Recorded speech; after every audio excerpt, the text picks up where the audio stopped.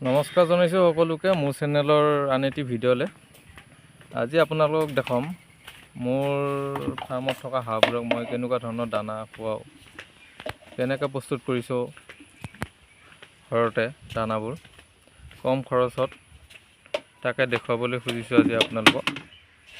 ইয়াতে মই দানা প্ৰস্তুত কৰি ৰাখিছোঁ, এইখিনি সিজুৱাই থৈ দিয়া হৈছে।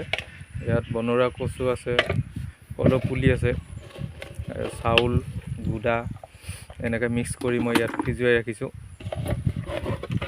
আপোনালোকে যদি হাঁহ পুহিম বুলি ভাবিছে বা ফাৰ্ম চিষ্টেমত বেছিকৈ পুহিম বুলি ভাবিছে, তেতিয়াহ'লে আপোনালোকে দানাৰ খৰচটো কমাবই লাগিব। কাৰণ গোটেইখিনি আপোনালোকে কিনা দানাৰ ওপৰত নিৰ্ভৰ কৰিলে নহ'ব। কাৰণ কিনা দানাৰ ওপৰত নিৰ্ভৰ কৰিলে খৰচৰ মাত্ৰাটো বহুত বেছি বাঢ়ি যায়।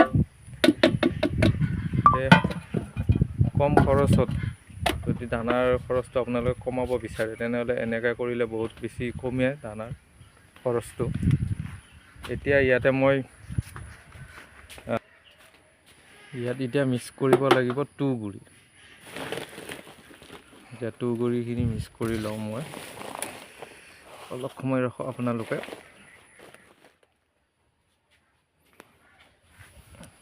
এনেকৈ ইয়াতে তুঁহগুৰিখিনি আপোনালোকৰ হাঁহ অনুযায়ী কিমান হাঁহ আছে সেই হিচাপে দানাখিনি দিব। মোৰ 50টা আছে হাঁহ। এনেকৈ তুঁহগুৰিখিনি মই ইয়াতে দি দিলোঁ। দি উঠি এতিয়া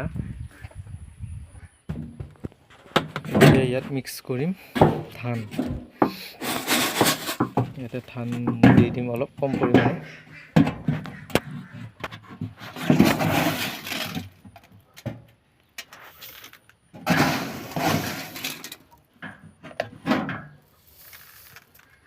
ইয়াতে ধান দি দিলোঁ কম পৰিমাণে। এতিয়া এইখিনি পানীৰ লগত ধুনীয়াকৈ মিক্স কৰিব লাগিব। এতিয়া পানীৰ লগত ধুনীয়াকৈ মিক্স কৰিম। মিক্স কৰিলে হৈ গ'ল আৰু দানা ৰেডি। এতিয়া এইখিনি ভালদৰে মিক্স কৰি লৈ লওঁ মই।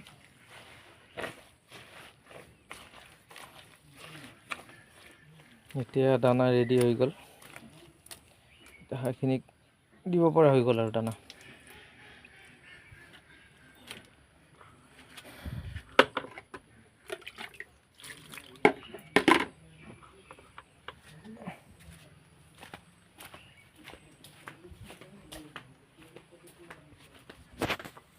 এতিয়া দানা ৰেডি, বলক ফাৰ্মত হাঁহখিনি কৰি দিম।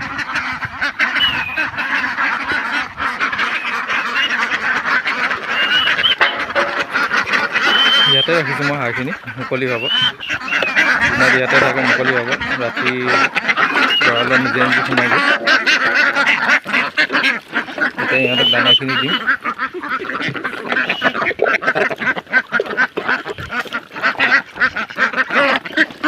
দানাখিনি এতিয়া বঢ়িয়াকৈ খাব হাঁহখিনিয়ে।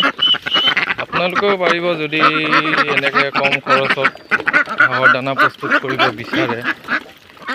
কাৰণ জানে আপোনালোকে হাঁহক বহুত দানাৰ প্ৰয়োজন হয়, আৰু গোটেইখিনি আপোনালোকে কিনা দানাৰ ওপৰত নিৰ্ভৰ কৰিলে খৰচৰ মাত্ৰাটো বহুত বেছি বাঢ়ি যায়।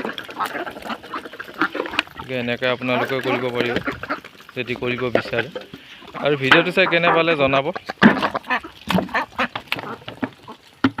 আজিলৈ এৰিছোঁ, অন্য এটি ভিডিঅ'ৰ সৈতে আকৌ লগ পাম।